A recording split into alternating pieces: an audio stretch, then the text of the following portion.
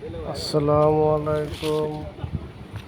দিছেন তো ভিডিওই দিছেন না? আমরা আছি এখন আচ্ছা।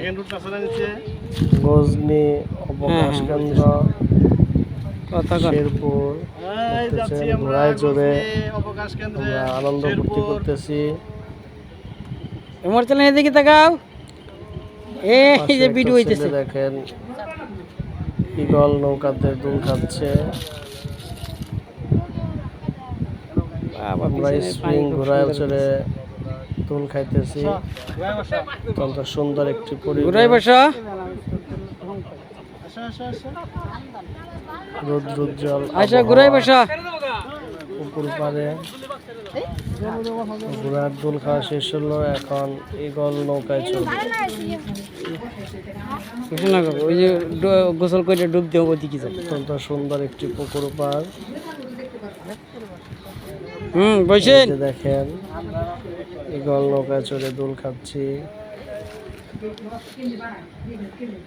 গাইস আপনারা দেখতে পাচ্ছেন দুল আপনার খেতে খুব ভালো গজনির লাগে। ভিতরে প্রবেশ করছি।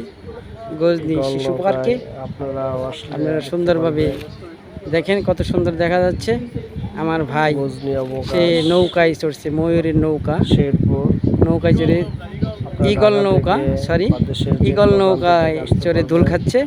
আপনারা দেখেন জামালপুর শেরপুরের কি বাসগুলোতে সুন্দর আসতে লাগছে। পারবেন এইদিকে। তো একটা জিনিস খারাপ, আজকে রৌদ্র অনেক বেশি। রৌদ্রের জন্য আসলে আপনাদের ঠিক মতন দেখাতে পাচ্ছি না। তো যতদূর দেখানোর চেষ্টা করতেছি ভালো। পাহাড় ঘেরা, যাই হোক আপনারা এখানে ঘুরতে গাছপালা আসবেন, ঘেরা এই ঘোরার জন্য জায়গাটি অনেক সুন্দর পরিবেশ আছে। খুবই সুন্দর, নিরিবিলি, বিশাল একটি পুকুর আছে। ধরো আমার একটা পুকুর তুলো। পাড়েই বিনোদনের কেন্দ্র স্থাপন ভাই করা হয়েছে। সকলকে অনেক ধন্যবাদ।